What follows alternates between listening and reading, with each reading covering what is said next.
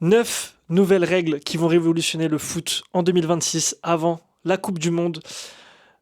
Il y a beaucoup de choses à dire, beaucoup de choses qui vont révolutionner potentiellement ce foot qu'on connaît, ce foot qu'on aime tant, ce foot qui a besoin de changement aussi. On va en parler dans cette vidéo. On va voir ce qui est très bon comme changement, ce qui est un peu moins bon. Les avis de chacun sont les bienvenus. Marquez-les en commentaire, dites-moi en commentaire ce que vous en avez pensé. N'hésitez pas à liker et à vous abonner, ça aide énormément la chaîne. Si la vidéo au niveau des informations vous a plu, pour que je récapitule un peu tout et que je vous fasse vraiment un résumé, merci d'être là, de suivre jusqu'à la fin de cette vidéo et on commence tout de suite. Donc on sait qu'il y a l'IFAB du coup qui s'apprête à révolutionner le football avec de nouvelles règles qui seront discutées ce week-end. La liste des règles, alors ce qui est très important, c'est que c'est des règles sur à peu près beaucoup de problèmes, on va dire, du football actuel avec, imaginons, on peut prendre pour exemple quand on joue un match décisif en Ligue des Champions, je prends en coupe de n'importe quel pays, quand c'est la fin du temps ou du temps additionnel, on sait que les équipes ont tendance à gagner énormément de temps sur des choses qui ne devraient pas être aussi rallongées. On peut prendre pour exemple les 6 mètres, les corners, les joueurs au sol, etc. etc. Donc il y a beaucoup de changements qui vont être proposés ce week-end et qui vont être discutés pour potentiellement une arrivée officielle sur les terrains avant la Coupe du Monde 2026. Ce qui est très intéressant, donc c'est, comme je vous ai dit, pour lutter contre les comportements antisportifs. Premier changement, attention, les dégagements au pied et les remises en jeu du gardien devront être effectués dans un délai strict de 8 secondes. C'est-à-dire qu'en cas de dépassement, l'équipe adverse obtiendra un corner pour un dégagement tardif ou une remise en jeu inversée. Premier changement. Donc, ce qui est très intéressant, c'est qu'en fait, c'est un changement, enfin, c'est 2 changements en un. Parce que tu as déjà, ou maintenant, la règle stricte va être que c'est 8 secondes. 8 secondes maximum, un dégagement.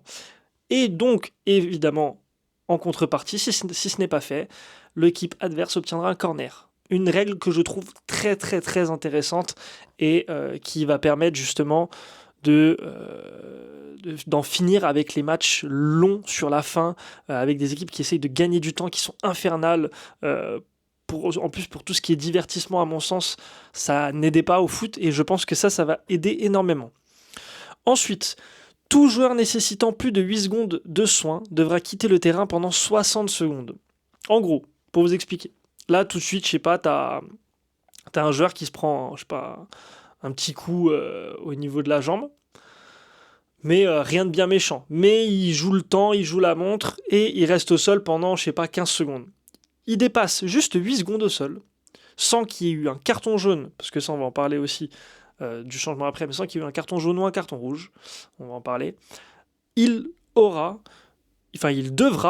quitter le terrain pendant 60 secondes. Donc ça aussi, ça va obliger les joueurs à arrêter de gagner du temps par terre, et ça va être très très intéressant. Pourquoi je parle du carton jaune et du carton rouge ? Parce que une exception est prévue, ça fait partie aussi des autres changements, une exception est prévue si la faute commise par l'adversaire entraîne un carton jaune ou rouge afin d'éviter de pénaliser une victime réelle. Évidemment, ce qui est très intéressant, c'est qu'on ne va pas pénaliser des joueurs qui se font vraiment faucher. Ça arrive, évidemment, il n'y a pas que des simulateurs. Donc, évidemment, il faut qu'il y ait une règle aussi qui joue en la faveur de ceux qui se prennent des vrais tampons, par exemple, ou des vrais cassages de chevilles, cassages de jambes, tout ce que vous voulez. Donc ça, c'est très intéressant aussi comme règle. Attention, une autre règle aussi, parce qu'évidemment, donc c'est des règles, mais à chaque règle découlent plusieurs mini-règles, on va dire, qui font que c'est quand même, ça a du bon sens, parce qu'il faut qu'une règle ait du bon sens. Voilà pourquoi je parle de 9 règles. Il sera toutefois impossible d'appliquer cette exclusion temporaire au gardien de but, ce qui paraît logique. Déjà, le gardien de but, si tu l'exclus 60 secondes, un peu relou. Donc, voilà, il y aura peut-être encore des dérives au niveau des gardiens de but, mais comme c'est assez rare les contacts avec les gardiens de but sur les fins, ou alors sur un corner, mais voilà, il y aura moins de moyens pour les équipes de gagner du temps de jeu en fin de match quand il faut le gagner, et ça c'est vraiment très très bon. Nouvelle règle aussi qui va être discutée ce week-end. Lors d'un changement, les remplacements seront limités à 10 secondes à partir de l'affichage du numéro par le quatrième arbitre. En gros. Et je finis par, pardon, si les 10 secondes sont dépassées, l'équipe évoluera à 10 jusqu'au prochain arrêt de jeu. En gros, je vous explique. Imaginons, on sait que les changements arrivent. Tu as les changements, etc. À partir du moment où sur l'écran, il y a les numéros des joueurs qui sont changés, à partir de ce moment-là, il y a un décompte de 10 secondes. Si ce décompte-là de 10 secondes est dépassé et que le joueur qui doit sortir n'est pas sorti du terrain, on pense par exemple aux joueurs, vous savez, qui sont à l'autre bout du terrain ou un peu au niveau du milieu du terrain et qui prennent bien leur temps de marcher, d'applaudir, etc., de faire genre pour perdre du temps et de ne pas se presser. Et ben là, ces joueurs-là seront vraiment récompensés dans le mauvais sens. Ils seront récompensés par une exclusion temporaire, on va dire, et leur joueur remplaçant ne pourra pas rentrer en jeu avant le prochain arrêt de jeu. Et ça, c'est vraiment très très très très intéressant comme règle. On va en parler après de mes avis vraiment mes avis poussés sur ces règles-là, mais vraiment très intéressant. Ensuite, nouvelle règle, la VAR pourra intervenir sur des corners mal accordés menant à un but et corriger un second carton jaune injustifié. Très intéressant parce qu'on connaît au niveau par exemple des corners mal jugés qui ont déjà mené à des buts, c'est déjà arrivé. Je me rappelle de cas très très très précis qui concernent le PSG dans le bon sens ou dans le mauvais. Donc règle assez intéressante, au moins comme ça on est sur une équité totale. La VAR justement, faut qu'elle serve à des choses comme ça. Par contre, le seul problème que j'ai et bémol que j'ai avec cette règle, c'est qu'il ne faut pas que ça prenne 15 ans. Parce qu'on connaît la VAR actuelle qui peut prendre 15 ans pour déjuger ou juger quelque chose qui est obvious, mais genre fois 100 000. Genre c'est évident. Et donc, cette règle, ok. Par contre, il ne faut pas que ça prenne plus de temps sur le jeu.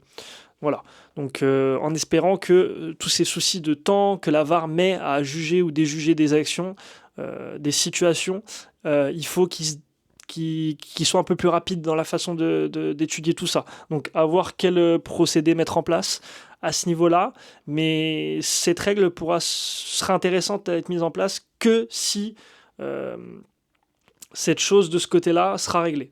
Je pense, à mon avis. Dites-moi ce que vous en pensez en commentaire, ça m'intéresse énormément. Et dernière info aussi, dernière règle qu'on connaît, ça fait beaucoup qu'on en entend parler, mais la loi Wenger visant à ne sanctionner qu'un dépassement complet du corps du défenseur, ce débat va rester ouvert pendant ce week-end. Voilà. Aucune décision, je pense, ne sera prise ce week-end concernant cette loi-là, mais il y aura un débat ouvert sur cette question-là et cette loi-là. Très très très intéressant à voir. Moi, je suis très mitigé avec cette loi Wenger parce que, alors oui, il y a des cas où juger un hors-jeu avec un bout de crampon qui dépasse, ça fait chier. Mais en fait, le problème, c'est que si tu mets pas un cadre et que tu peux dépasser en fait le cadre, imaginons, tu dis, ouais, tu as le droit de dépasser de 3 cm. Alors qu'avant, c'était 0. Donc là, avant, c'était, imaginons, avant, tu as le droit de dépasser de 0 cm. Tu dépassais de 1 cm, on dit oh c'est dur quand même, c'est abusé. Ok. Donc là on te dit vas-y t'as le droit de dépasser de 3 cm. Mais du coup ça va faire quoi? Ça va faire que celui qui dépasse de 4, ça va être oh mais c'est dur quand même, c'est proche du 3. En fait ça sera toujours le serpent qui se mord la queue et plus on va augmenter les choses, plus ça va être difficile. Alors évidemment, je pense que la loi Wenger en fait est un pétard mouillé on va dire, parce que du coup ça va être quoi? Ça va être quand le joueur aura complètement dépassé tout le corps adverse mais de un crampon, ça va être un peu chiant. En fait c'est la même chose juste inverse, enfin juste avec un peu plus d'écart quoi. Mais en vrai le problème restera foncièrement le même sur plein de situations. Donc je pense que cette loi n'est pas vraiment très utile dans le fond. La forme peut être intéressante, mais le fond est un peu, ouais, comme je vous ai dit, le serpent qui se mord la queue, un pétard mouillé, tout ce que vous voulez. C'est pas the changement non plus. Par contre, vraiment, pour moi, je trouve que les comportements antisportifs qui ont pour but d'être stoppés avec ces lois-là, sont vraiment très très très intéressantes. Je suis pour quasiment toutes celles qui ont été citées. Vraiment. Donc, franchement, chapeau. J'espère que tout ça sera validé par l'IFAB, enfin par l'instance, etc. et proposé par l'IFAB. En tout cas, les décisions prises suite à ce week-end-là entreront en vigueur dès le 1er juin, juste avant le début du Mondial 2026. Donc, toutes les décisions qui seront prises ce week-end seront valables pour la Coupe du Monde 2026, ce qui va être très intéressant. On va vivre une Coupe du Monde peut-être très très très intéressante avec ces nouvelles règles, avec un peu plus de show, un peu plus d'entertainment, ce qu'on attend en finale du foot, parce que c'est le sport le plus suivi au monde, parce que de base c'est un sport de divertissement total, et avec dernièrement ce que certaines équipes pouvaient nous proposer, ça devenait ennuyant sur les fins de match. Et là, ça va forcer les équipes qui sont en difficulté ou qui sont à deux doigts de remonter. Ça va leur permettre de ne pas subir les comportements antisportifs des équipes adverses, etc. Et ça va être vraiment très très très intéressant. En tout cas, dites-moi, je vous le répète parce que c'est super important, j'aime trop discuter avec vous, donc dites-moi vraiment ce que vous avez pensé en commentaire de toutes ces règles. Pour vous, quelles sont les meilleures? Vraiment, dites-moi, pour vous, c'est lesquelles que vous validez, lesquelles que vous ne validez pas. Pourquoi? Oui, non. Dites-moi tout. En tout cas, merci d'avoir regardé cette vidéo, les gars. On se retrouve très très vite pour de prochaines vidéos. Et moi, je vous dis à très bientôt. À demain.